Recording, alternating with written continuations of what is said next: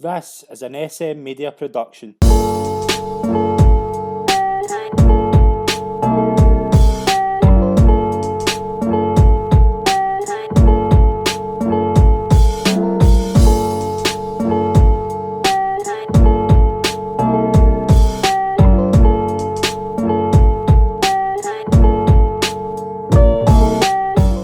Hi everyone, and welcome to the latest episode of Golf Talk right here on SM Media. I'm Scott McPike, delighted to be your host as always. We have got a very special show lined up this week. We are going to take a look at the biggest team event in sport, the Ryder Cup. We are going to look at Team USA versus Team Europe, and we've devised an all-star team to do that. We're going to look at all the big goings-on that's going to happen this week.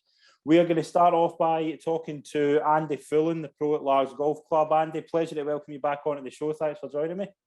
Yeah, thanks for inviting me on. Delighted to participate. We're also joined by Alastair Forsyth, legendary pro golfer in Scotland. Alastair, pleasure to welcome you back on. Thank you, Scott. Great to be here. We're joined by Alan Tait as well. Very, very famous name. The course record holder at Carnoustie for many, many years. One of the best voices in Scottish golf. A pleasure to have you on the show as always. Thanks, Scott. Good seeing. Good to see the boys. Thank you. Brilliant. We are going to look at what's going to be happening this week. Obviously, Andy, I'll start with you. It's the first Ryder Cup in 3 years. Obviously, we're a year later than we originally thought we would be. How excited are you for this week's Ryder Cup? Oh, can't wait. It's always one of the highlights of the golfing calendar. Just star-studded teams.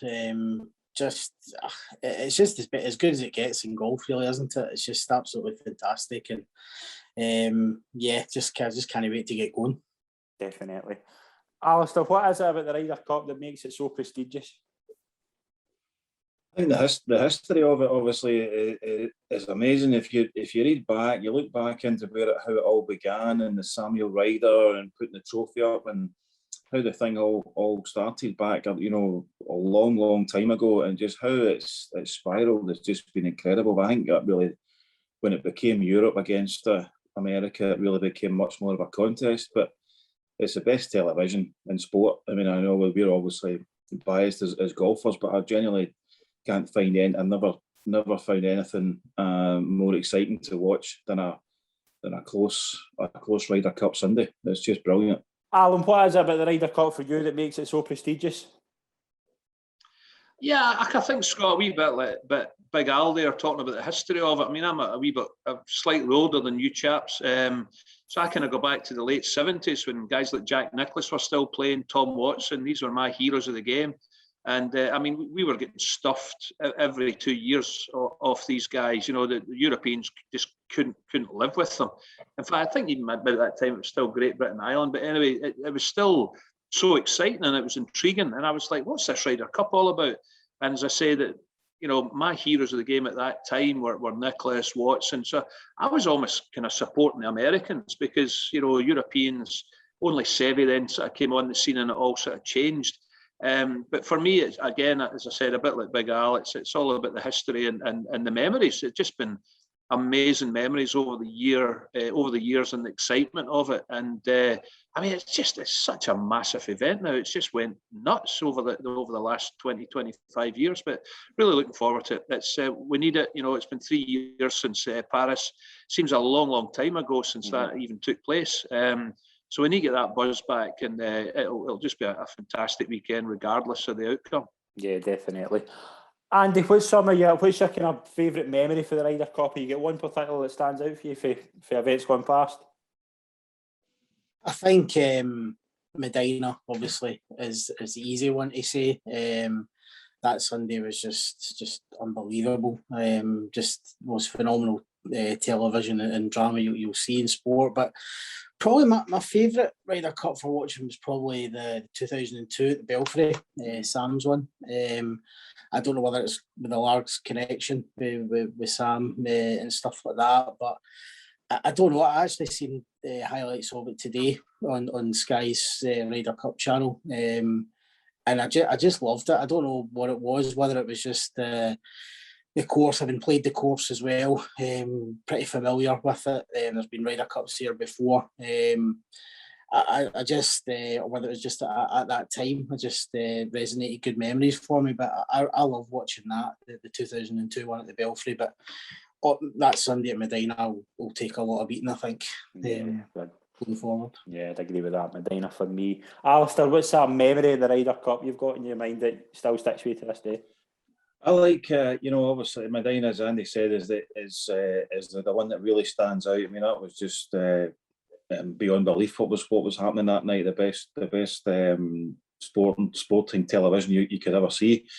I think the whole thing started to really changed in 1985, and obviously we mentioned Sam again when he holds a winning putt, but Tait was saying we changed to Europe not long before that, and that really started to make it a contest. And when we won there, I think Tony Jacklin was a big influence on it then as well. But when we won at the Belfry in '85, that was the first time we'd won for a long time, and we followed that up by going and winning for the first time in America for. I mean, I should know this, but it might even be the first time ever. I think I might be right in saying that. In '87, went in, and we started. You had the Lazabal, Seve, Langer, so players, and 2 or 3 other of the Spaniards, Canizares, etc., coming from Europe into the team, and it just progressed from there to obviously to the Scandinavians, more German, with Martin Keimer, Frenchman. We really kicked off from 1985, and Sam holding the putt, being a young Scottish guy, about 9 or 10 year old at the time, just brilliant watching a guy from down the road holding the winning putt in the Ryder Cup, and their first victory for a long time. That's always one. That, and then following that up in '87 was a time that'll always kind of really started my kind of love of the Ryder Cup, if you like. Alan, is there a particular memory you've got that still sticks out with you?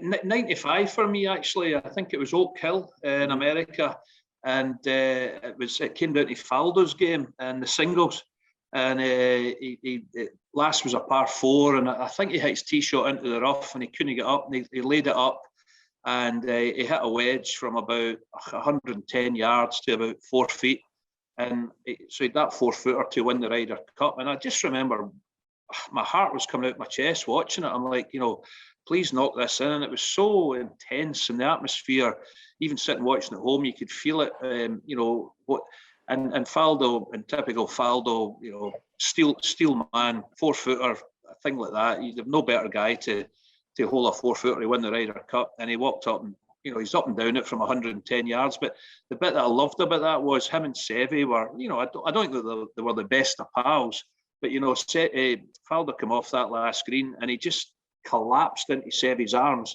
and the two of them were holding each other, and the two of them are crying like babies, like proper emotion. And here's 2 guys with arguably the two biggest egos in golf at that time. No love lost for each other.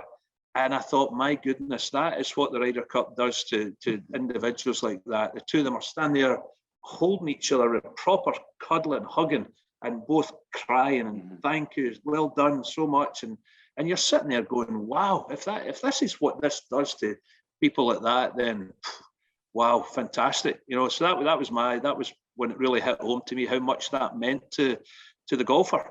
Yeah, definitely. There's been a lot of fantastic memories with the Ryder Cup, but we're going to see new ones this week. It's going to be played at Whistling Straits. Obviously, it's been the host of the USPGA a couple of times in the past few years. Andy, my thing with the Whistling Straits is that I have a funny feeling it's going to suit the Americans with the length of the course. Do you kind of go along with that?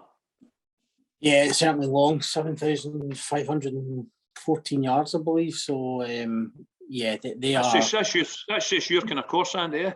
Absolutely, I would just hybrid them to death, I think, around there, and then hit a wedge after that. But no, definitely, I think they are longer than us. I think statistically, the guys in our team are hit it further. But I was actually looking at driving, strokes gained driving today, and it's actually surprising. Overall driving, we've got some players who are right up there. It'll be interesting to see how they set it. I've not really seen if it's going to be pretty wide. I'd imagine it probably will be. Again, home advantage, course set up, things like that, and the weather's set fair as well. So, yeah, on paper it sets up for them, but as we all know, you've got to hold putts as well. You know, we've got guys in our team who are can get pretty hot on the greens as well. But yeah, you would expect. There's only been one away win in the last 7 Ryder Cups, so that tells its own story about course setup and things like that. And I've listened to a couple of podcasts, and they've actually been advocating the kind of idea of a neutral setup, a neutral body count to set up courses, which I think could be a good shout going forward. But yeah, it's home team's prerogative at the moment to set up the course in their favour, and I think we'll certainly do that.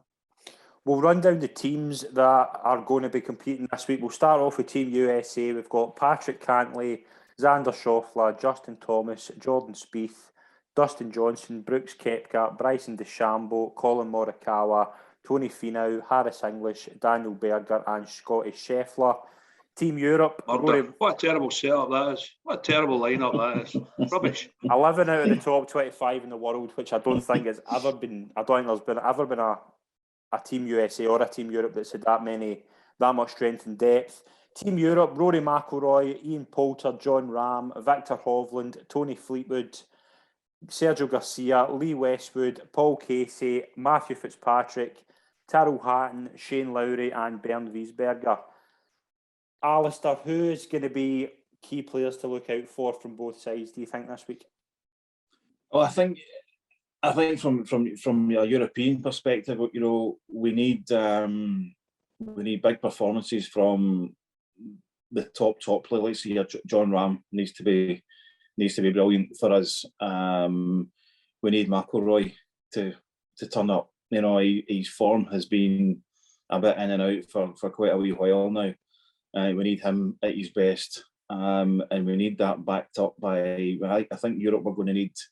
For us to win, we're going to need one or two, which is something you see quite a lot in the Ryder Cup, was a wee surprise package, like a wee unsung hero, like a Bernd Wiesberger maybe having a great Ryder Cup, and we need guys that you wouldn't maybe expect, because I think we're behind the 8 ball here for this one. The American team is so strong, it's ridiculous. And they could put all sorts of players together. The only thing that could possibly hold them back is the atmosphere in the team. You know, we know that they're traditionally more of an individual tour than what the European team might be. But I think, you know, you would always look at, you know, Dustin Johnson, etc. But I think there's more of the, like your Patrick, more of your Cantley players like that. I think. Scotty Scheffler, I think they could be they are going to be playing well because their form has been fantastic. I think it helped Stricker having 6 picks as well. You know, you look at what Harrington had, and he had to make a decision on Sunday. It was a tough decision he had to make. We need a couple of wee surprise packages. Lowry we need Poulter to be Mr. Ryder Cup. We need Westwood to play a lot better than he did in the last Ryder Cup that he played in. So the last one at Hazeltine. Yeah. Last time on America, when we need Fitzpatrick to play better than he did there as well.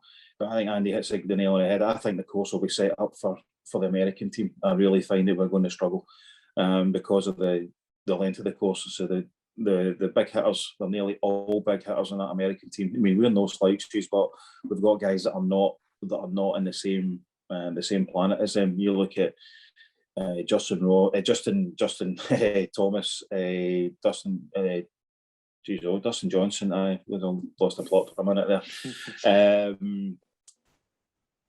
The other guys, coming in, Tony Finau, Miles. These guys are all big hitters.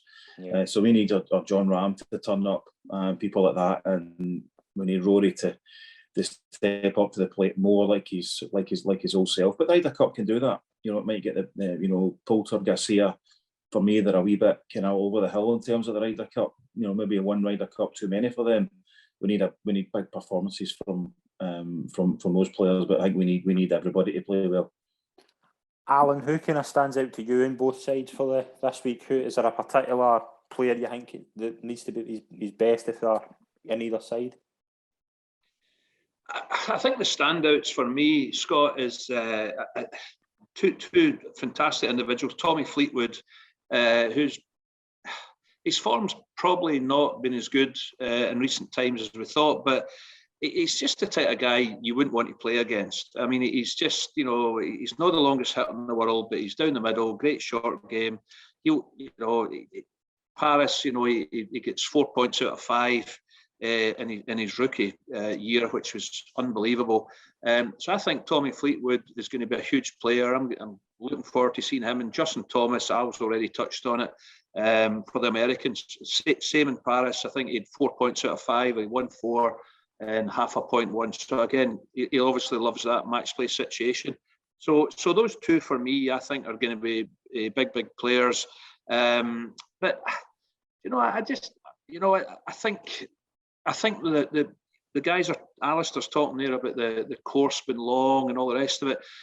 See, for me, guys, it really doesn't come into it for me what the course is set up like, because you've got 24 of the best players in the world, and they know how to manage their way around a golf course. So they can get round a par 66 quirky course, or they can get round a par 75, 8,000 yards long.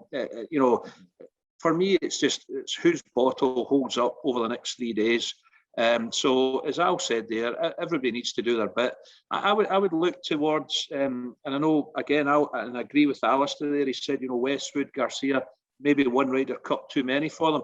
I would agree with that, but I would flip that the other way and say I would be looking to those two players. If I was going into that team as a rookie, with very little Ryder Cup experience, I'd be looking at Westwood and Garcia. Guys, get me through this.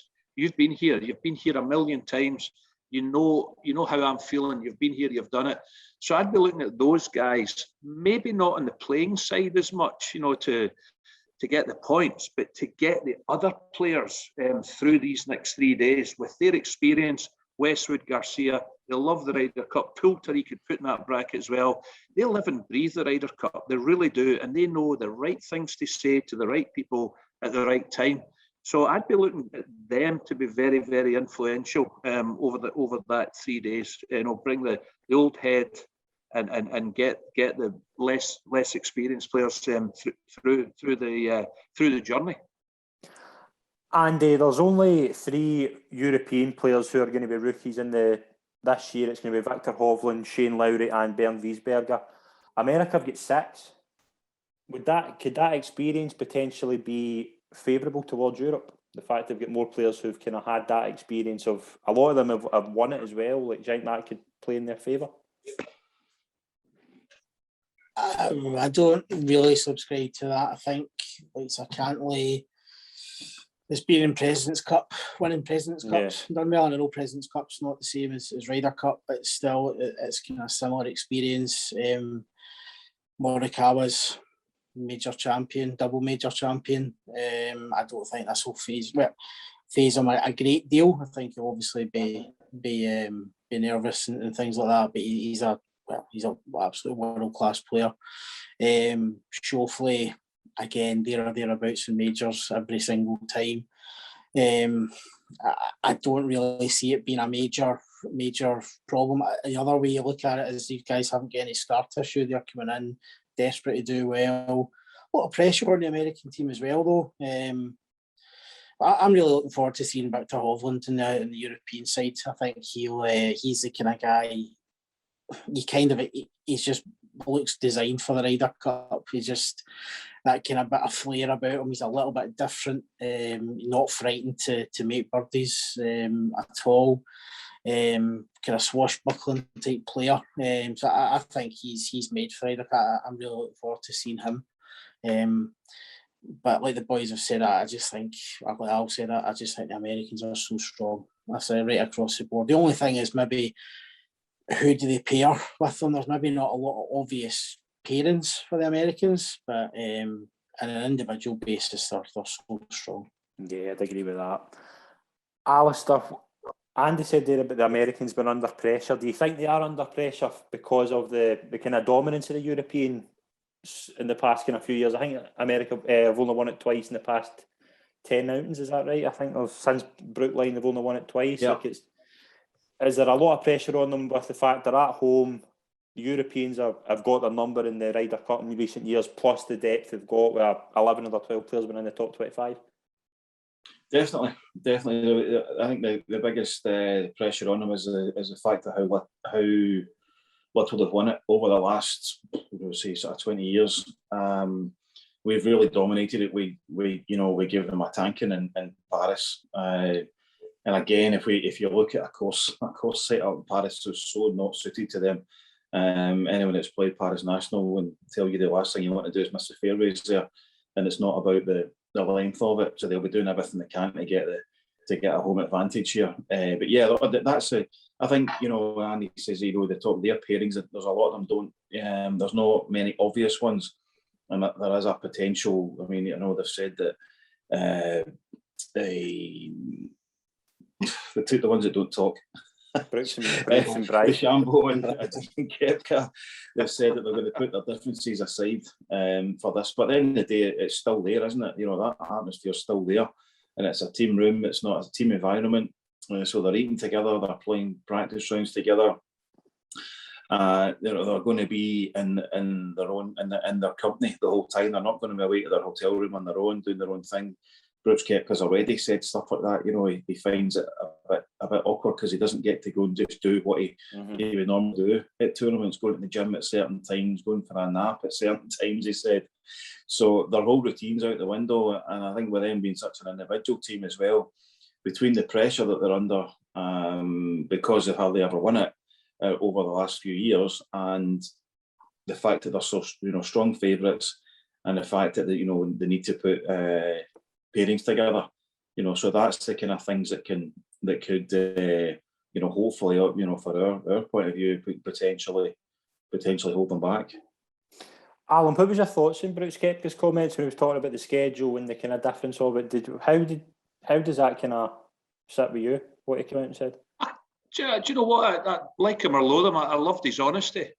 I thought he was very, very honest to come out with those comments. And I'll tell you what, Scott, I bet he's not the only one that feels like that. And I think the biggest player in the world, Tiger. I'll guarantee he was out his comfort zone playing the Ryder Cup, and I don't think Tiger particularly enjoyed playing the Ryder Cup because of exactly what Koepka said. Tiger was so used to doing his own thing, being the man, this is my routine, and that gets thrown up in the air. And this is where I think the Europeans have a great advantage over the Americans, is that team bonding in the team room, the unity, the friendship, the fun they have. I mean, probably Alastair will know better than I do, but the stories I've heard, there's no comparison to the two team rooms. The Americans, some of them don't turn up for the meetings, some of them are away doing their own thing. The Europeans are absolutely together at all times. They're playing table tennis, they're playing pool, they're having a beer, they're taking the mickey out of each other.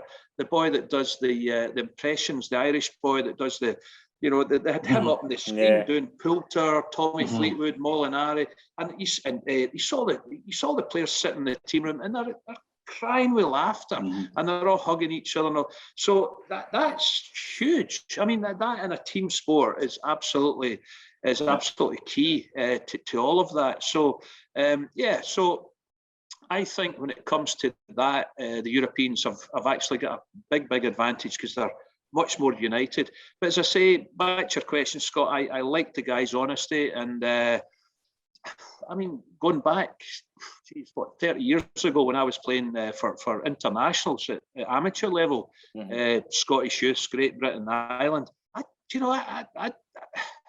was all right in the course, but off the course I wasn't particularly comfortable because I kind of wanted to do my own thing, and you're mingling with guys that you didn't really know.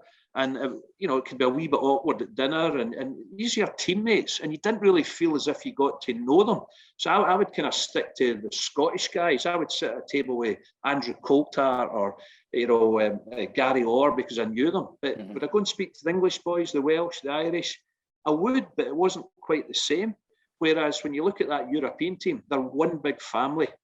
And I think the Americans are very, very disjointed, very kind of it's all about me. I want to do what I want to do on a weekly basis. And all of a sudden now, I've got to go to a team meeting. I've got to do this. I've got to do that.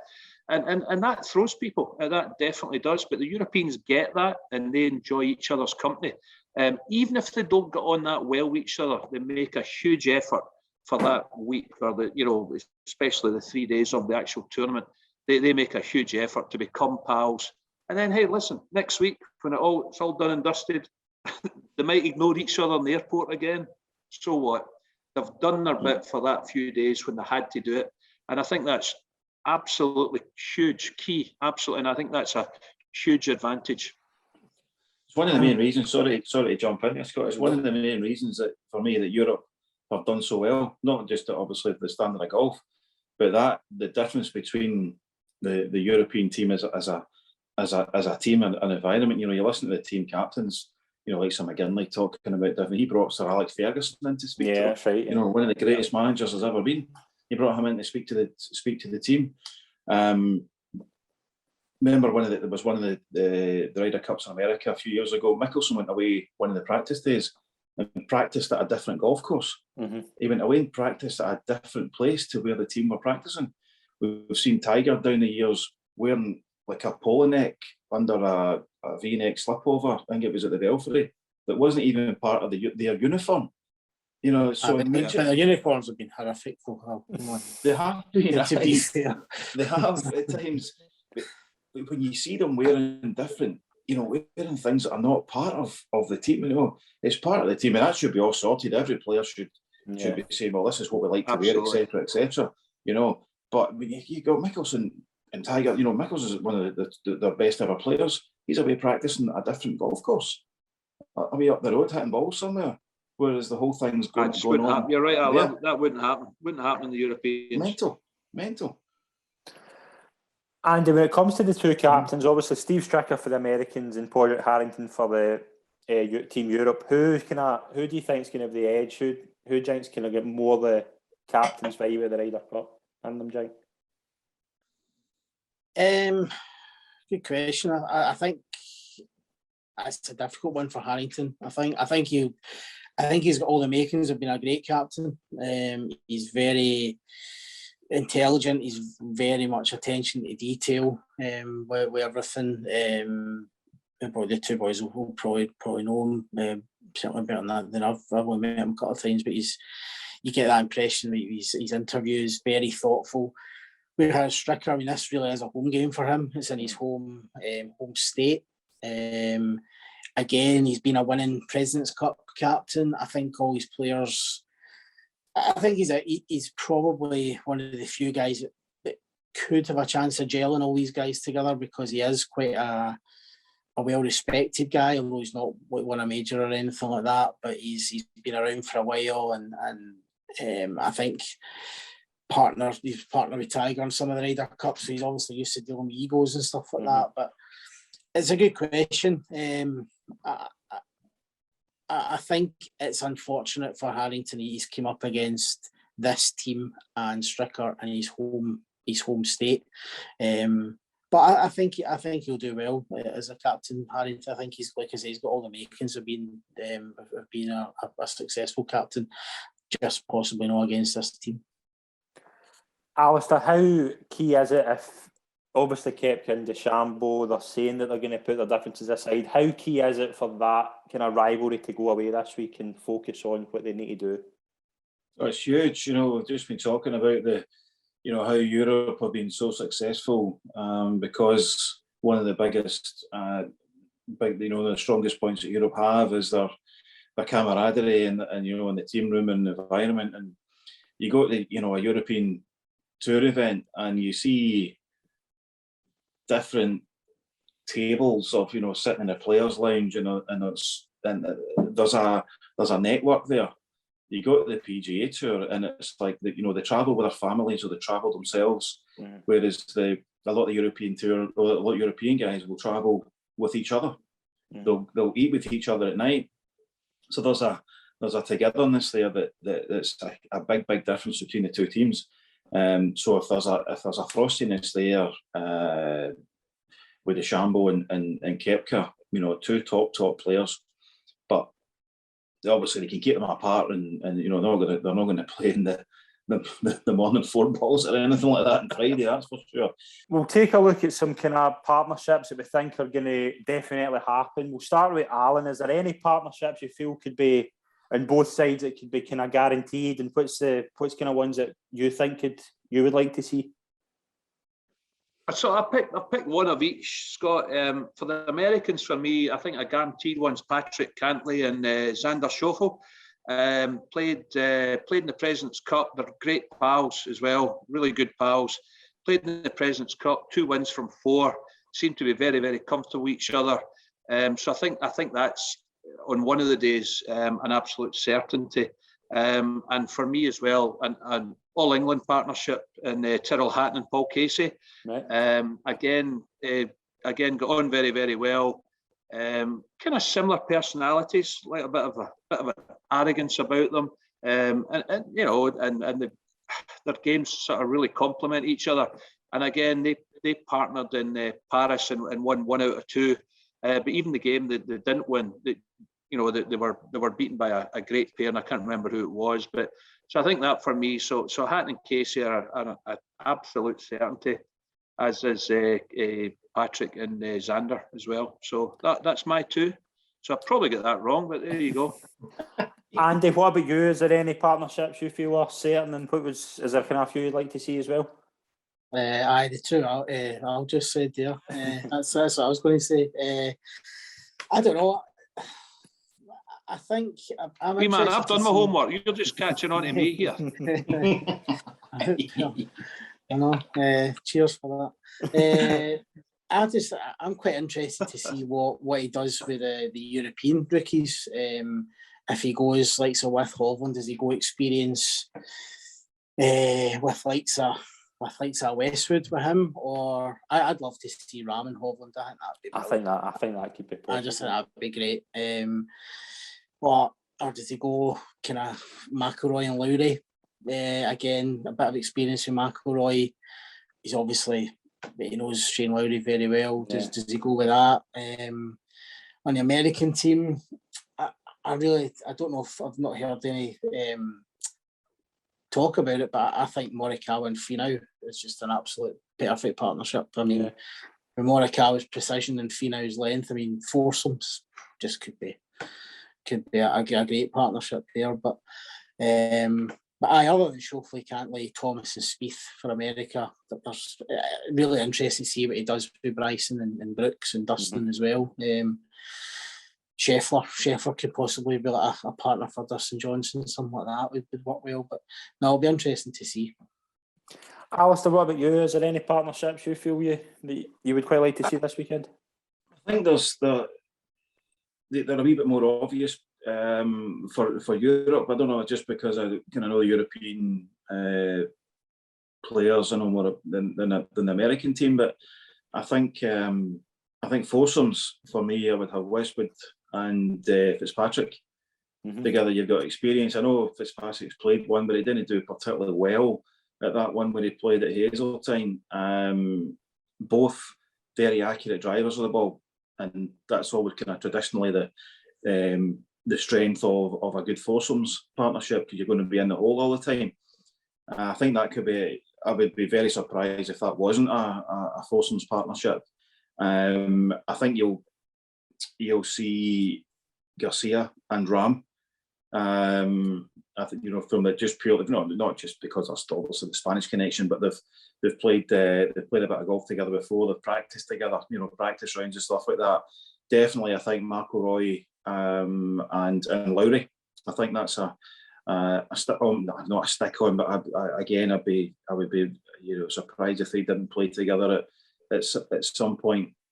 But I think Rahm and Hovland is another one. I think that's a real strong partnership. I think Hovland could be a big player for us. He's really taken his golf to a very high level. America's difficult. You've got the personalities there of.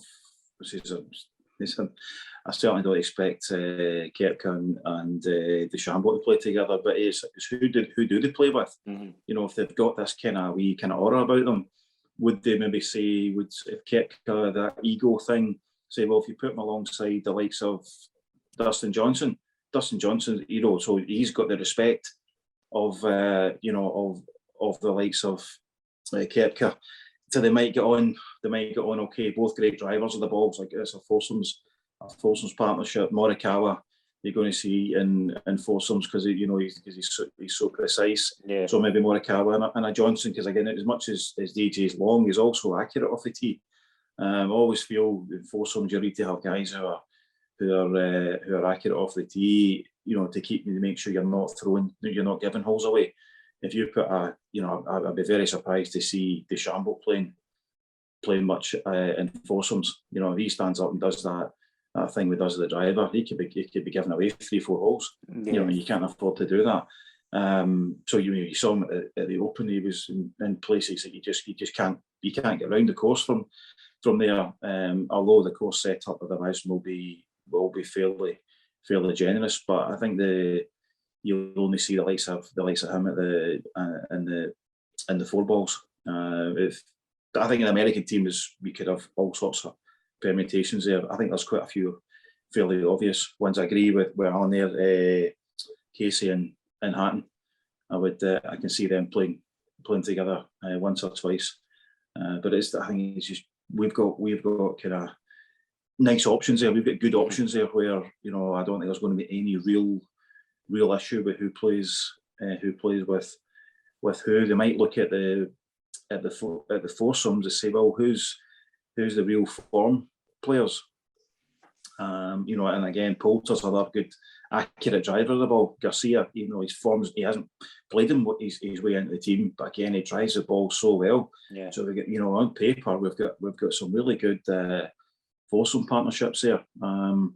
Whether we can match it's just trying to put the four ball partnerships together that can match the birdies that you're likely to get from the American team. That's going to be the hard bit, because they're going to be, I think they're going to be exceptionally strong in four balls. I've got a few written down that I think are stick-ons for the Americans. I think Cantley and Schauffele, obviously the record of the President's Cup, I think they'll probably be, I would be amazed if they're maybe leaving first or second down. Thomas and Spieth, I think, will happen. I can see Dustin Johnson and Morikawa, just for what Andy was saying about that, the distance and the precision. I think that suits a foursomes thing brilliantly. Maybe, I don't know who can I watch out as a good partner for DeChambeau.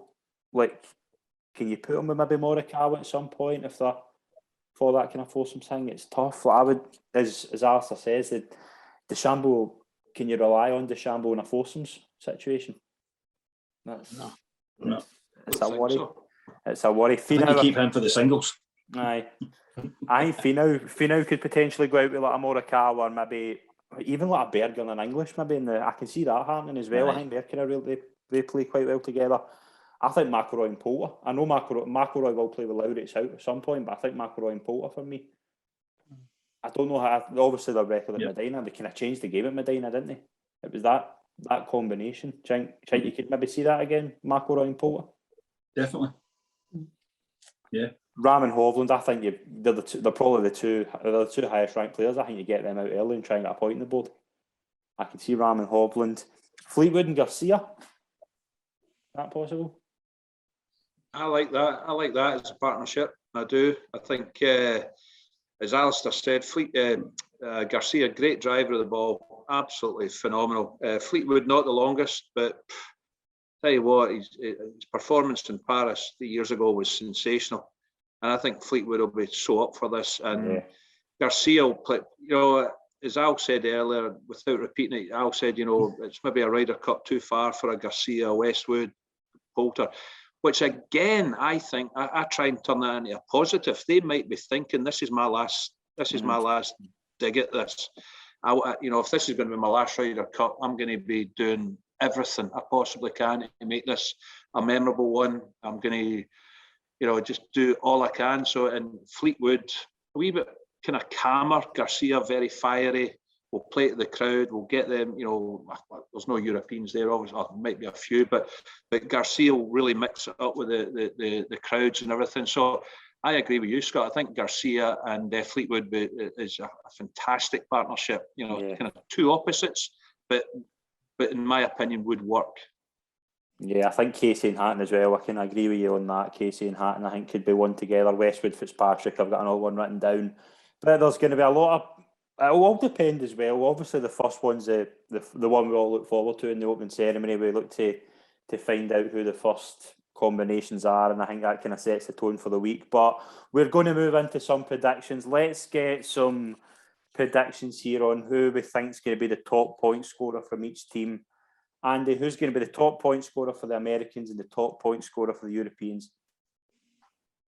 For Americans, I'm going to go for Morikawa. I think he'll play. Well, I know there's talk about a strategy for them of playing a maximum of 3 games, minimum of 2. So I think he's a certainty to play 3 games anyway. And for Europe, I'm going to go McIlroy. I just think, why not? It's time for him making a. I think Alistair said earlier, he needs to. He's an elder statesman of this team, and he needs to kind of. This could be the kind of kickstart he needs, especially if he gets paired with like Sal Lowry or something as a kind of mentor role. But so Morikawa and McIlroy for me. Brilliant. Alistair, who we got? Top point scorer for the Team USA and Team Europe. If I got one for America, I would have gone Morikawa as well, but because Andy has, I'll go elsewhere.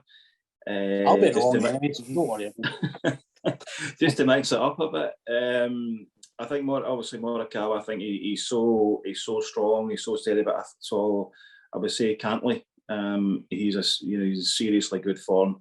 I think he'll perform great for America, and for Europe, it'll be Rahm or Hovland, and I'm going to go for Jon Rahm. Brilliant. Alan, who we got top point scorer for USA and Europe? Yeah, I'm going to go for Justin Thomas for America. Again, great performance in Paris. I think he's playing fantastic this year. So he's going to be my tip for the Americans. And I'm going to stick with Fleetwood for Europe. I think he'll play every game. I've just got a feeling that I've just got a feeling that he'll play the first day and he'll be in a winning team, whether it's a winning pair, whether it's foursome or 4-ball, and that'll get him going. As I say, I know his form's not been great, but I think he'll really get lifted. And again, based on his performance in Paris, albeit he's not got his boyfriend Molinari, so that that was the bromance of the Ryder Cup. He's not got him this year, but I'm sure they'll find him another bromance. So Fleetwood for me for Europe, and Justin Thomas for the Americans. I'm going to go for Schauffele. It was between Schauffele and Cantley because I think they'll be a pair that will stay together for the whole week. So I've got Xander Schauffele for the Americans. Europe, I can see Rahm just having one of the competitions where he just takes it by storm, just as the old kind of Seve thing. I know it's maybe a stereotype of the Spanish thing, but I can just see him taking the team by the scruff of the neck kind of thing, and maybe even leading them to victory, because I do think Europe have a great chance this week because of their experience. And I just think that it's so hard to write off Europe now. Just so many times you've thought the Americans will win and the Europe just proved you wrong, and I think this could be a similar one here. But we'll go into some final predictions. Let's get a score for the whole week. How's it going to end, Andy? Who's going to win the Ryder Cup, and give us a score? Best of 28. USA 16-12. Okay. Alistair, what we got? Again, by the way, Andy, I think we should have been texting each other earlier on. That's what I was going to go for it. So we're getting closer. We're an hour closer, so I'm getting my hopes up now. So I'm going to go for 15-13 for the States. Alan, is that your pick, Alan? I think 28-0 to Europe. So I'm going to go for 14.5, 13.5 to the Americans. I think, honestly, guys, apart from us on here tonight, they're totally writing Europe off. But I see the Ryder Cup as like a Rangers Celtic game. Form book is out the window. It really is. And I don't care world rankings, and the Americans have got, actually you touched on it earlier, Scott, but the Americans have got 8 players out their 12 in the top 10 Yeah. And I mean, that's frightening. That really is frightening. And in contrast, Europe have got John Ram at number 1, but the next best is Hovland at 13, and then McIlroy at 15. Yeah. They've got 8 in the top 10 in the world. But honestly, guys, world ranking points out the window when it comes to that 3 days, because they're out their comfort zone. The nerves they've never felt nerves like that. It's a totally different format. So I genuinely think it'll go to the wire. But unfortunately, I can't help but feel it will be a narrow American victory. But it will not, by no matter of means, it will not be an easy victory. The Europeans will hang in there. They'll grind in there. Harrington's will be an amazing captain. He'll do everything right to the very fine last detail, and they'll get everything right. Whether they're good over that, whether they prove to be the best team over that 3 days, I'm not so sure based on how strong the Americans are, as we've all touched on. So a very narrow American victory for me, and I hope I'm wrong. But Tatey's not often wrong. I think the Americans will win. I think Europe will drive them really close to the wire.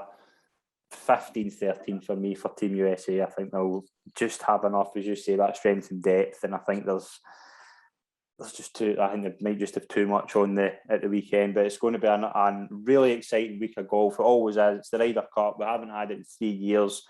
We'll look forward to it. We're going to be providing in-depth coverage all week. We're going to be providing the latest news. We're going to have an article out every day. We've obviously got our preview show, and we'll maybe do a review show next week. We'll see how it goes. And we're going to wrap up the show there. I want to thank Andy, Alastair and Alan for coming on. It's been an absolute pleasure as always. A pleasure. Thanks, guys.